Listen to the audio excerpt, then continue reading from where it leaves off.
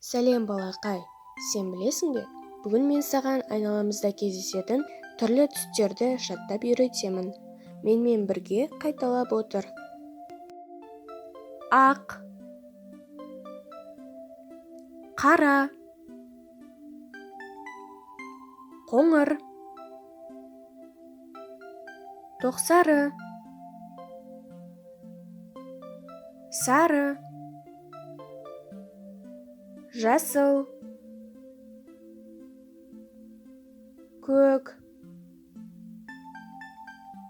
күлгін, қызыл, қызғылт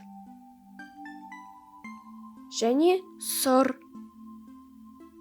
Балақай, жақсылап жаттап алу үшін тағы да бір рет қайталап өтейік. Ақ,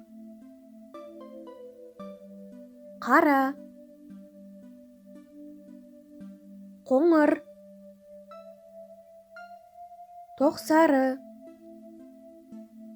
сары, жасыл, көк, күлгін, қызыл, қызғылт және сұр. Жарайсыңдар балалар. Видеоны бірнеше рет қайталап көріп жаттап алыңдар. Сау болыңдар.